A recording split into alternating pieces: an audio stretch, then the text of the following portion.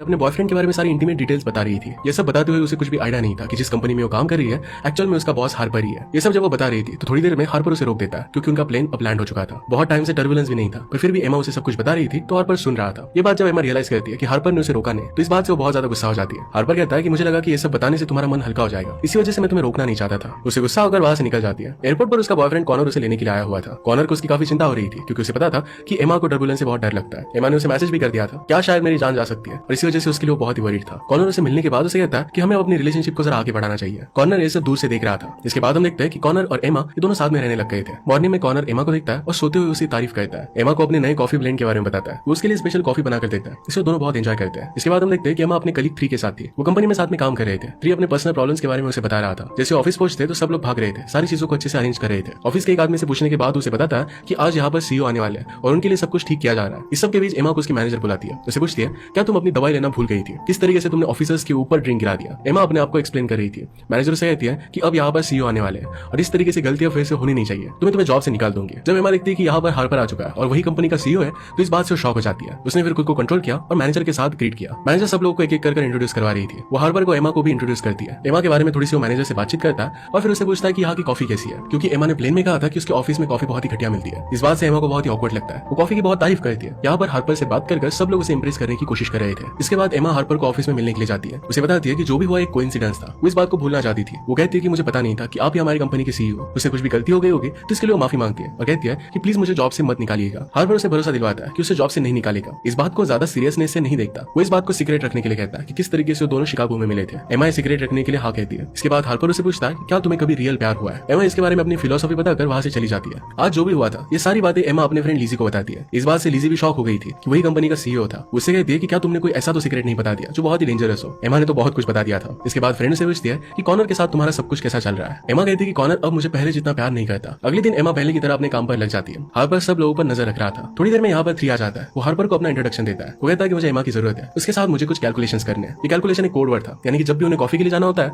तो 3 इसी तरीके से उसे बात करता है और उसे लेकर जाता है। इस बात के बारे में भी एमा ने हार्पर को प्लेन में बता दिया था। इसके बारे में वो 3 से बात करती है। 3 उससे कहता है क्या इसके बारे में हार्पर को अब भी याद होगा, शायद अब तक वो भूल गया होगा। जब वो वापस आ रहे थे तो लिफ्ट में हार्पर से मिलते हैं। हार्पर उनसे पूछता है कि कॉफी कैसी थी, मतलब उसे ये बात याद थी। 3 कुछ न कुछ कर उसे अपनी बातों में उलझा कर वहां से चला जाता है। बीच में लिफ्ट में कॉर्नर आता है। कॉर्नर भी हार्पर के लिए काम करता था। कॉर्नर भी हार्पर की कंपनी में एज ए रिसर्चर काम करता था। वो आज उन सब लोगों को प्लानिंग की प्रेजेंटेशन दिखाने वाला था। हार्पर एमा को कहता है कि तुम भी प्रेजेंटेशन में आ सकती हो। सब लोग कॉर्नर का प्रेजेंटेशन देखते हैं और काफी इंटरटेनिंग था। एमा कहती है कि मेरे ग्रैंडफादर को भी ड्रिंक बहुत ही पसंद था। बाद में एमा कॉर्नर को मैसेज कर कंपनी के स्टोर रूम में बुलाती है। वहां पर कॉर्नर जैसे आता है तो उसके साथ वो इंटीमेट होने की कोशिश करती है। कॉर्नर इस बात से चिढ़ जाता है और बहुत गुस्सा था। दोनों में इस बात से फाइट हो जाती है। उनकी बात अब ब्रेकअप तक पहुंच चुकी थी। अगले दिन एमा निक को कहती है कि हमें पैंडा ड्रिंक्स को एडवर्टाइज करना चाहिए और वो मैगजीन्स में। रिक्वेस्ट लेकर एमा को हार्पर के पास जाना पड़ता है। हार्पर एमा को थोड़ी देर के लिए बैठने के लिए कहता है। उसे कहता है कि मैंने सुना कि तुम और कॉर्नर दोनों ब्रेकअप कर रहे हो। एमा कहती है कि मुझे लगता है कि अब सिंगल रहना ही अच्छा है, ये मेरी ग्रोथ के लिए बहुत अच्छा होगा। हार्पर फिर तुरंत से पूछ लेता है कि क्या तुम मेरे साथ डिनर पर आ सकती हो। एमा इसके लिए राजी हो जाती है। दोनों डिनर पर जाने के लिए रेडी हो जाते हैं। एमा लिसी से एक क्लब के पीछे के दरवाजे की चाबी ले लेती है। दोनों वहां छुपकर एंट्री लेने वाले थे, पर इसमें वो पकड़े जाते हैं। तो उनका प्लान फेल हो चुका था और उन्हें अब भूख लगी थी। वो दोनों फिर एक जगह पर पार्सल लेते हैं। एक लेक के पास किनारे पर बैठकर इसे एंजॉय करते हैं। दोनों एक दूसरे से बात कर रहे थे और बातों बातों में एक दूसरे के करीब आते हैं और किस करते हैं। हार्पर को तभी कॉल आता है। शिकागो वापस आने की किसी से वो बात कर रहा था। बात खत्म होने के बाद वो एमा के पास वापस आया। एमा उसे परेशान देखकर कहती है क्या तुम्हें मैं कोई हेल्प कर सकती हो। हार्पर कहता है कि बातें जरा कॉम्प्लिकेटेड है। दोनों बात कर रहे थे कि किस तरीके से हार्पर को एमा की हर एक बात याद है। एमा को अपनी लाइफ बोरिंग है पर हार्पर को बहुत एक्साइटिंग लगती है। वो कहता है कि तुम्हारी बातों में मैं हमेशा खो जाता हूँ। इसके बाद वो दोनों करीब आ जाते हैं, किस करते हैं। वहां से निकलकर फिर एक होटल में आकर वो दोनों इंटीमेट हो गए। इसके बाद हम देखते हैं कि एमा और हार्पर एक दूसरे के साथ बहुत अच्छे से टाइम स्पेंड करते हैं। एक दिन ऑफिस में एमा अपने फोन पर हार्पर के साथ जो भी खुशी के पल उसने बिताया इसके पिक्स वो देख रही थी।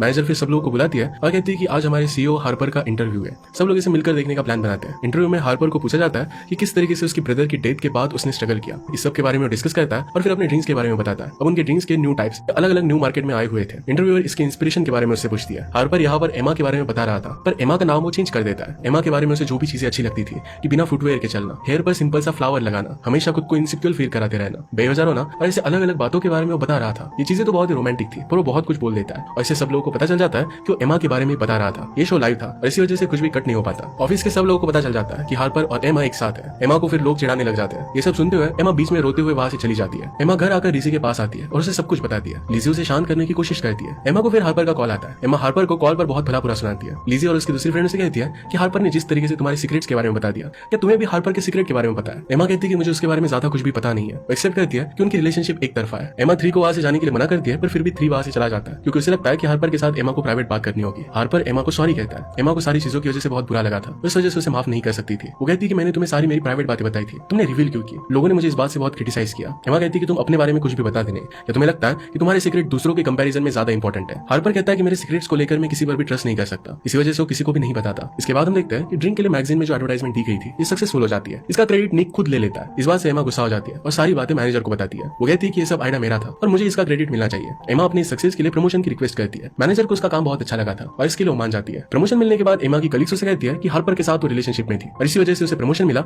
इसी तरीके की बातें सब लोग कर रहे थे। मैनेजर फिर एमा को कहती है कि सब लोग तुम्हें ऐसा ही कहेंगे, पर हमें पता है कि तुम बहुत ही हार्ड वर्किंग हो और तुम्हारे टैलेंट की वजह से तुम्हें प्रमोशन मिला है। तुम्हें बाकी लोगों के बारे में ज्यादा सोचना नहीं चाहिए। नेक्स्ट में हम देखते हैं एमा के फ्रेंड लीजी का परफॉर्मेंस था। एमा वहां पर गई तो बैक स्टेज पर लीजी कंबल पहने हुए पड़ी हुई। उसे परफॉर्मेंस देने से डर लग रहा था। एमा उसे परफॉर्मेंस के लिए इंकरेज करती है। ऑडियंस में जाकर वो बैठ जाती है। तभी वहां पर हार्पर आता है। हार्पर उसे कहता है कि मैं तुम्हें अपनी जिंदगी का सबसे बड़ा सीक्रेट बताता हूँ। वो कहता है कि वहां पर एक छोटी सी लड़की है, उसे मैं मिलने के लिए जाता हूँ। मैं हमेशा उसका ख्याल रखता हूँ। वो चाहता है कि उसकी वजह से उस छोटी लड़की के फ्यूचर में कोई भी प्रॉब्लम ना हो। इसका मतलब है वो एक्चुअल में उस लड़की का फादर था। ये बात उसने सब लोगों से छुपा कर रखी थी। वो अपनी बेटी की रिस्पॉन्सिबिलिटी से भागना नहीं चाहता था और इसी वजह से हमेशा उसे विजिट करता रहता था। शायद उसकी बेटी की मदर और हार्पर के बीच में रिलेशनशिप उतनी अच्छी नहीं थी और इसी वजह से अपनी बेटी का फिर भी वो ख्याल रखा करता था। एमा को बात समझ में आती है। हार्पर वहां से जाने लगता है पर एमा उसे परफॉर्मेंस के लिए रोक लेती है। दोनों साथ में लीजी का परफॉर्मेंस देखते हैं और लीजी ने बहुत अच्छे से परफॉर्म किया। परफॉर्मेंस के बाद हार्पर एमा की तारीफ करता है। एमा फिर हार्पर को वहां से भेज देती है। वो लीजी से मिलने के लिए आई और उससे कहती है कि हार्पर ने अपनी लाइफ का सबसे बड़ा सीक्रेट मुझे बता दिया है ताकि मैं उससे ट्रस्ट कर पाऊं। दोनों जब इसके बारे में बात कर रहे थे तो उनकी बात एक फेमस रिपोर्टर सुन रहा था। वो डायरेक्टली जाकर एमा को हार्पर के सीक्रेट के बारे में बताने के लिए कहता है। वो कहता है कि इसके लिए मैं तुम्हें बहुत सारे पैसे दूंगा। एमा इस बात के लिए मना कर देती है। तभी वहां पर हार्पर आ गया तो रिपोर्टर एमा को छोड़कर हार्पर को डायरेक्टली सवाल पूछने लगता है। हार्पर इस बात को टाल देता है। वहां से फिर वो निकल गया। एमा उसको गुस्सा हो जाता है। उसे लगता है कि शायद एमा ने रिपोर्टर को बताया था। एमा उसे समझाने के लिए जाती है पर हार्पर उस पर काफी गुस्सा हो जाता है। हार्पर कहता है कि मैंने सिर्फ तुम्हें एक सीक्रेट रखने के लिए कहा था और तुमने सब कुछ रिवील कर दिया। एमा इस बात से काफी मायूस हो गई थी।